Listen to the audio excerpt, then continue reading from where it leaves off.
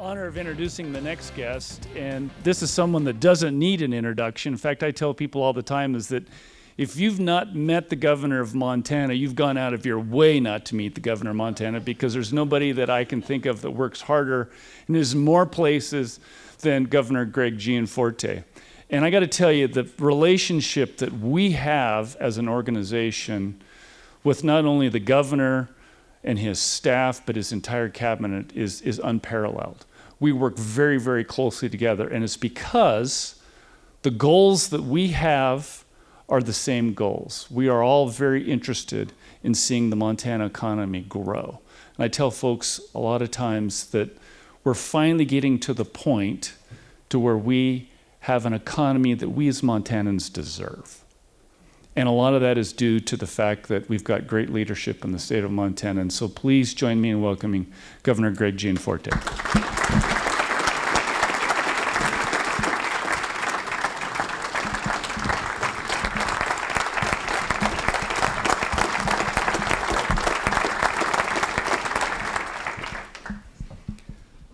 Governor, we sure appreciate your support.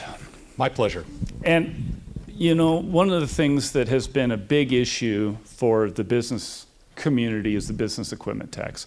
We've been hearing about the challenge and the added expense and burden that places on businesses, small, medium, and large-sized businesses, every business sector, agriculture, retail, restaurants, manufacturing. This business equipment tax has been a real onerous tax on businesses. And frankly, I think it's been a real detriment to our growth. You've not let that go by. Yeah, I think, and people are aware, the fact that we have an annual sales tax on every small business's balance sheet is probably one of the most regressive taxes that we could have. It disincents investment. So it was a number one priority in our tax reform efforts. When I came into office, the exemption for business equipment was $100,000 per business, which you get one Bobcat, you have some kitchen equipment, you're paying tax on your assets every year. So it was a priority to raise the exemption. We've now bumped it since I came into office from a $100,000 exemption to $1 million for every small business, and we're not done yet. That movement has taken 5,000 small businesses off the business equipment tax rolls entirely, and that means that they have more money to invest, and there isn't a disincentive to invest in capital equipment. And 40% of those 5,000 businesses were farms and ranches. You know, one combine is probably $750,000. So, and if you have a farm with 2 combines, you're still paying on that. So we still have some more work to do. I'd like to see this tax eliminated for all small business in Montana. Yeah, and I think we're in agreement with you 100% on that, right? Yeah. We hear that message. And I think it's particularly important at this time when we've got such a workforce shortage, right? Businesses are increasingly moving towards more automation, and this is one of those sort of taxes that really is a disincentive to address the real workforce challenge that we have. So let's stick with taxes here. You delivered the largest tax cut in the state's history, and it was an income tax relief. And you have a vision and a strong view of the importance of income tax as far as future growth, future economic activity in the state. Can you talk a little bit about that? Sure. So when I came into office, we had the highest incremental income tax rate in the Rocky Mountain West, 6.9%. And the first thing we had to do was stop the growth of government. We funded all essential services in our 2021 budget, but we grew government because of some cost of living adjustments we had to do for our employees, less than 1% in 2021 and less than 1% in 2022. That brought us into the 2023 legislative session with a $2.5 billion surplus on a $5 billion budget, a 50% surplus. So the first thing we had to do was, that's not the government's money, it's your money, so we had to give it back. So we used the structural money, that money that's going to reoccur, to lower rates. For example, the business equipment tax, personal income tax rates. We went from 7 tax brackets to 2 tax brackets. So now, once you get to $20,000 a year, you're at the rate that most people pay. So we essentially have a flat tax now in the state. We lowered it from 6.9 to 5.9, but then we still had money in this budget that was one-time money. So we did not want to grow government. So we used the one-time money for one-time expenses. We sent every family that owns a home in the state almost $4,000 in rebates on both property and income tax. We now have the 4th lowest capital gains rate in the country at 4.1%. That's going to help particularly retirees with investment income not pay as much and keep more in their home. But we also then we had been kicking the can down the road on some maintenance stuff. So we used some of our one-time money for one-time expenses. We were rebuilding our state prison system. We made a historic investment in behavioral health, $300 million in behavioral health. Made large investments in infrastructure. I think we're going to talk about a little bit. We still had money left over, so we doubled the rainy day fund and increased the fire suppression fund because Montana tends to burn every summer. We still had money left over, so we paid off all the state debt. We're now completely debt-free as a state, and I think it was really good to get our balance sheet straightened out. Yeah, it's a great testament to some of the work that was done here in the last legislative session. Inflation. Oh, I should mention one other thing. One other tax reform we did that not many people know about. In 2021, we passed what we call is an entrepreneur magnet bill. And what this says is if you start or grow a business in Montana and you have at least 25 employees, and this is your legit headquarters, there is no tax on the sale of corporate stock. No state income tax. And what that means is this is going to create like an environment where entrepreneurial golden geese will fly into the state and lay the golden W-2 eggs that we want for our kids and our grandkids so they don't have to leave. It's a unique, I was talking to a tax expert in Washington. He doesn't know of another state that's done this. We weren't getting a lot of tax revenue from the sale of corporate stock in companies that were headquartered in the state, so why not let the entrepreneurs keep it? Because we get the W-2s as a result and we have more good paying jobs. And I think that's really important because Montana consistently ranks as one of the top entrepreneurial states in the nation. And we know that entrepreneurs create wealth.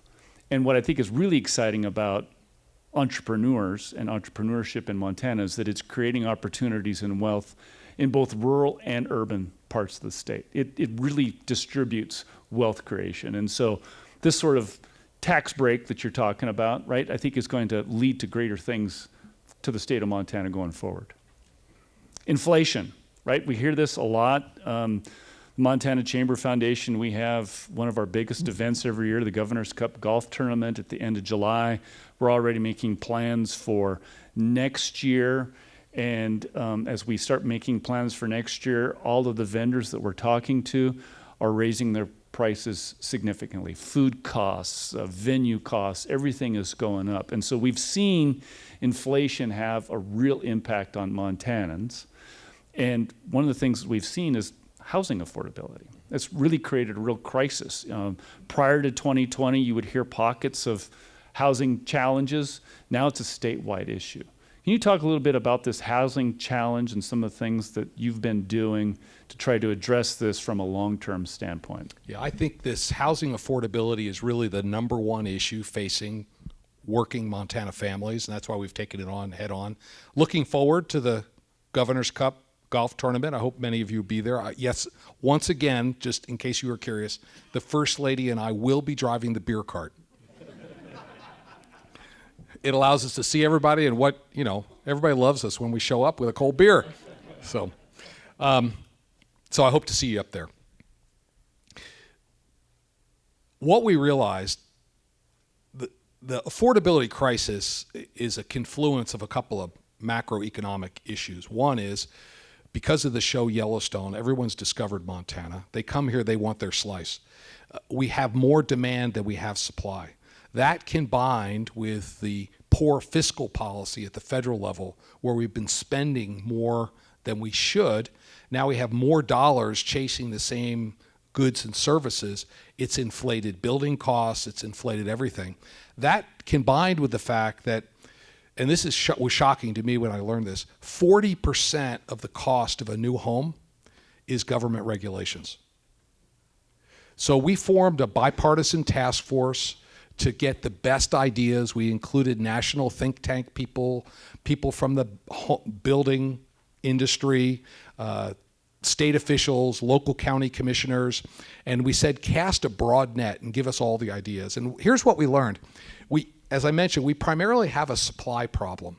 And the constraints are we don't have enough skilled labor, carpenters, plumbers, and electricians. Government regulations, most in the form of zoning ordinances, make the cost of housing more expensive.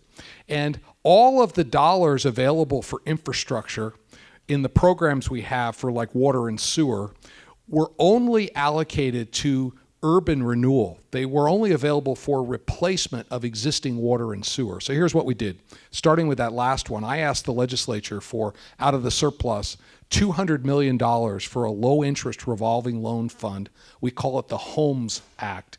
And what it does is it provides low-interest, long-term loans to developers and municipalities for water and sewer in new subdivisions, provided these subdivisions have at least 10 units per acre. So it's workforce housing oriented. That was number one. Number two, we changed a bunch of our licensure issues to get more carpenters and plumbers. And in particular, the biggest constraint was some of the apprenticeship ratios we had. We required 2 journeymen for every apprentice. So Joe, the electrician with a van, couldn't hire an apprentice because he didn't have 2 journeymen. We flipped it, so now Montana allows 1 journeyman to supervise 2 apprentices. That change alone quadrupled the number of apprenticeship slots in the building trades. And so in 2022, the year after we made that change, we had more apprentices in the building trades created in Montana than the prior 3 years combined. And that applied to all the industries where we have apprentices. And then in zoning, we kind of ran the table. I learned I'm a YIMBY. Does everybody know what a YIMBY is? That's the opposite of a NIMBY, which is not in my backyard. YIMBY is yes in my backyard. Do you know there's actually a YIMBY conference? I was a keynote speaker as a YIMBY at the YIMBY conference. So we looked at where regulations were driving up the cost of houses, and we've repealed a bunch of it. We now allow duplexes anywhere you can put a single-family home. We allow ADUs, auxiliary dwelling units, so that someone on fixed income can put an apartment over the garage and maybe rent it out to a starting teacher or policeman or nurse. It lowers the cost. It creates infill. Who would know that we would have the conservationists at the same side of the table as our home builders? Because these things tend to increase density and reduce sprawl. We got rid of these capricious design review committees. So now we clip their wings. A design review committee has to be staffed by professionals, not volunteers. And any requirements they place on builders have to be related to public safety, not aesthetics. So they can tell people to put in a sidewalk, but they can't specify the color of a flower box. We passed master planning, so now a local municipality like Bozeman or Kalispell can have all the public hearings and adopt a master growth plan with public input. But once it's adopted, if a builder comes in with a subdivision application, if it matches the master plan, they just get the permit. So it really speeds up the permit process while respecting the input of the community. So we kind of ran the table on this stuff, and at this point we've been getting a lot of national recognition. I think Montana's ahead of most states. I won't say it's fixed yet. That's why I reconstituted the Housing Task Force, and they're going to give me another set of recommendations this summer. We'll pass those in the next legislative session. But we've gotten some early indications it's working. In Missoula, the realtors tell us the average vacancy rate on apartments in the last year has gone from just over 1% to just over 6%. So we have a much healthier market. And average rents, we have anecdotal evidence both in Missoula and Bozeman that average rents now have come down by about 20% in the last year. So housing is getting more affordable, but we have more work to do. Yeah, and we know this is a long-term issue. right? We didn't get here overnight. You know, I've seen some of the work that Pat Barkey with the University of Montana has done, and he talks about what the housing supply was in the 1990s versus where it is today. And so we've been building this, and then 2020 hit, and it just blew it all up. And you ran through a great list of what you've accomplished in 2023, and we're looking forward to 2025, taking another bite at that apple. And so thank you for your leadership on that. Through that sort of discussion, you talked tangentially about regulations. Red tape has been a big priority to you since you were first elected into office, and you've done a lot of work in the red tape arena. Tort reform is one of those hidden taxes that every business pays, whether they're sued or they're worried about being sued. So those are issues that have been real big priorities for you. They're not as glamorous in some cases, but they're just as important to the bottom line. Can you talk a little bit about some of your work in regulations and tort reform? Yeah, and even if you haven't been sued, you're suffering from it because your insurance rates are higher because other people have been sued. So we want to protect people's rights to defend their interests, but we have to bring some common sense to the process. So on my second day in office, my first executive order was our red tape relief executive order. The lieutenant governor's been heading this up. She practiced law in Great Falls for 40 years, mostly for small business and farms and ranches. So she knows where all the friction is. So we've have a full-time person at every single agency that's going through every line of code and figuring out what is duplicative. We need regulations for public safety and to protect the environment, but it's sort of like we had a house that we remodeled, and there was shag carpet in the living room, and then someone put linoleum on top of it, and then they put hardwood on top of that. So we're stripping that back. We went through every line of every code in every agency, and so far we've repealed or streamlined almost 2,000 regulations in the state of Montana. I signed over 100 red tape relief bills just in the last session alone. There's still more work, yeah. And there was some stuff that was obsolete. There was stuff that just didn't make sense. Like we had a bill, if your local youth group sold fruit door to door, the official term, that makes you a huckster. And in Montana, we had a rule that said you needed a huckster license. There's a lot of little kids that should be in jail right now. So we repealed that. You no longer need a huckster license. So some of this stuff was just absurd, but there are other stuff that was really penalizing us. You could have been a teacher in Wyoming and taught there for 20 years. You weren't allowed to come and teach in Montana. So we added license reciprocity with other states, not just for teaching, but healthcare professionals, just to make it easier. If another state has a standard that's at least Montana's standard, why don't we respect it and allow people to work here as well? So we have more work to do. The next thing I'm kind of excited about, this is a future item. We still have a problem with the way our regulations are written. We actually put all our regs, the system that the Secretary of State mentioned, all our regs are now in an online system. And there's a button you can push, and it does a linguistic analysis to determine how much education is required to read and understand that regulation. So here's what we learned after this multi-decade renovation that went on. A high school diploma is not enough. A college degree is not enough. A master's degree is not enough. Even if you have a PhD, you cannot read and understand Montana regulations. You need a couple of years of post-doctrinal work in order to understand Montana regulations. So we're doing an experiment right now, and I don't know the results, but we're going to put the regs into ChatGPT for Business and tell it to rewrite them on a high school graduation level. I don't know if it's going to work, but it's promising. It sounds like fun, at least, right?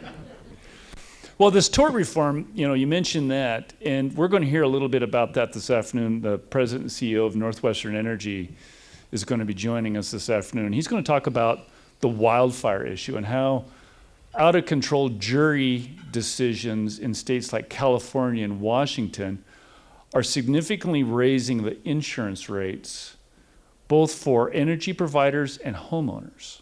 And so this is going to be one of those sort of things that we're going to have to take a real good look at in this next coming session is how can we put some framework around some of that? Because tort reform, as you noted, right, is a tax on every business, whether or not they've been sued or not. Let's talk about... And I'll just say, the Chamber's been a great partner on this. By surveying your membership, you've brought some really constructive ideas to the table, and we expect some more. Last session in 2023, I think it was a record-breaking year for the Montana Chamber of Commerce as far as the number of pieces of legislation that we brought forward. We brought forward 10 bills. Almost all of them were targeting tort reform. Of the 10 that we introduced, 9 made them through the legislature, and you signed all 9 of those bills. Mm-hmm. So we've had a great track record, and we're going to do it again this year, and we look forward to working with you in that arena. Bring it.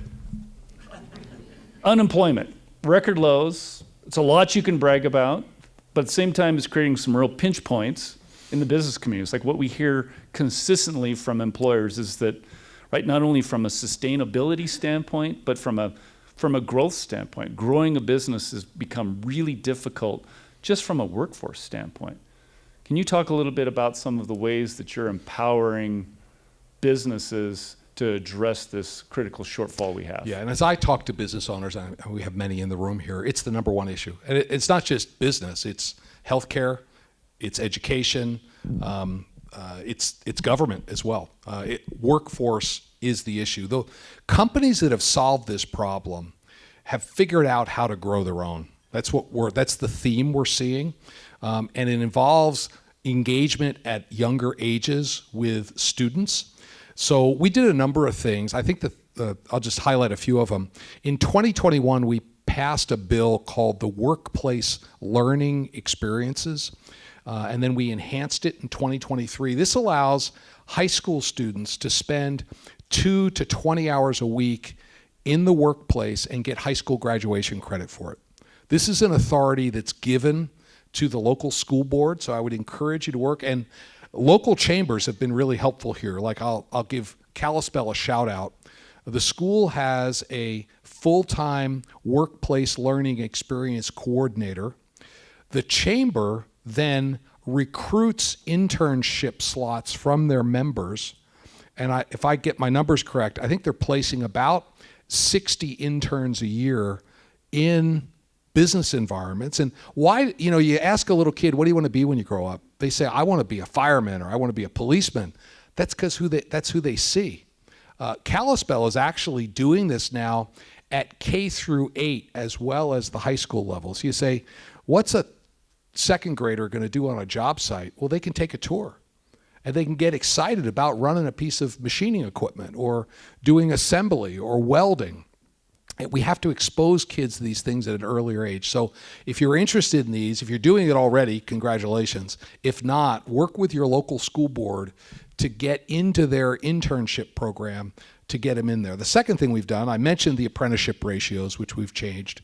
We also passed in 2021 a tax credit for all businesses in the state called M-Tech. You can talk to your accountant about it. But if you have employees that you want to invest in any trade, the state will give you up to $3,000 per year per employee, up to 50% of the tuition cost, up to $25,000 per employer per year. It's called M-Tech, and it's an investment the state is making in small business to help you grow your workforce. So those are a couple of things that we're doing. So let's talk about how Montana's economy is changing. And it's evolving rapidly, and we're seeing it evolve in some areas that are really non-traditional for Montana. And I think about photonics, sensors as an example. Montana was recently designated as a regional technology hub, specifically in photonics and sensors. Last night, we had an entire Taiwanese delegation here looking at Montana as a possible partner in the photonics and the sensors world. Can you talk to us a little bit about how industries and business sectors like technology and photonics and sensors are changing the landscape of Montana from an economy standpoint? Sure. So I first want to recognize ag has always been the foundational industry in Montana, and that's not going to change. In terms of ag, we've really been investing in verticalization to do value-added ag, because that creates more value from the commodities that we produce. And we have this Taiwanese delegation with us. It was interesting, when I was in Taiwan last year with almost 40 Montana business owners, it was interesting to learn the Taiwanese are now eating more grains, wheat, than they do rice. We ship $107 million of Montana products to Taiwan every year. They're one of our top 10 trading partners. You know what the number 2 export from Montana to Taiwan is? Semiconductor fabrication equipment. We're supplying the so we are seeing a diversification in the economy, and I'll be the first one to say it's not government's job to pick the winners and losers and which industries, but what we're doing is coming alongside these industries that are emerging. You mentioned photonics, and if you haven't studied it, but photonics is really going to be to this century what electronics was to last century. As we need higher speeds, the only way to get it is electrons just don't move fast enough. You have to go to light to get the next generation of computing. That's what photonics is all about. We have and to get there, you've got to do a lot of work with quantum materials. We have one of the only quantum foundries in the entire country on campus at MSU. So this is creating a hub around this. So this is why we made it the top priority when we went to Taiwan for a visiting delegation. These photonics cluster of companies in Montana need reliable supply chains for the subcomponents, and they can't get them out of China anymore. The Taiwanese love freedom. That's why we're standing with them, and we want to build different supply chains so that we can secure the supply chains for this emerging sector. We're seeing more advanced manufacturing. You know, given we're already exporting a lot of semiconductor fabrication equipment, it's why we put a target on Vacom to make Lewistown their North American manufacturing hub. They're going to hire 500 people doing advanced machining, because Lewistown is already a hub for advanced machining, whether it's HCR or Allied Steel, high heat. There's a number of companies there that are doing great work. So anyway, we're trying to come alongside industry verticals where we've already established some credibility, and it's always easier to put more things that are like the others on the conveyor belt than it is to lift something that's never been part of the economy. So we're going to wrap up here, and I think in the vein of like photonics and sensors, as you look ahead, what do you see jobs looking like in Montana 15 or 20 years? What do we need to be thinking about today for the puck that is heading in what direction that is? I'm not sure I'm smart enough to answer that. I will say it'll be different. I mean, who knows how far AI is going to come in terms of changing the way we work day to day. I mean, we're starting to see it show up in Gmail and other things where it's offering to write our emails for us, right? And it's pretty good. You know, so I think we're going to see more and more of this sort of automation. I still think as human beings, we're going to need to eat. Fair. Ag is going to be important. I think we're going to see more I do know the world is getting less stable, and having secure supply chains are really important. That's why I'm proud that we're helping build the semiconductor fabrication equipment here in this country. Because without electronics, or in this next century, photonics, we're not going to be able to build what we need. And it underscores the need in education to help every child reach their full potential, because we don't know what the future holds. But if we're training the minds how to think, not what to think, we'll end up in a much better place. Thank you, Governor Gianforte, and thank you for always thinking about business and being one of our biggest advocates. We appreciate the partnership. Thank you, Todd. Very good. Very good.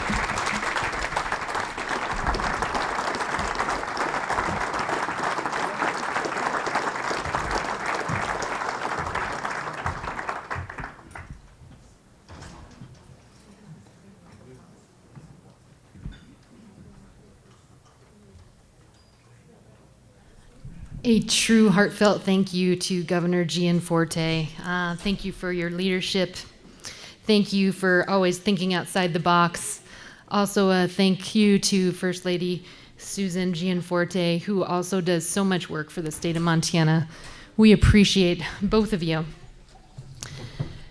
Some of the words that really resonated in the governor's talk for me were the work he's doing on taxes, housing, skilled labor, supply chain, agriculture, photonics, quantum computers, YIMBY, that might be my favorite word as a mining person.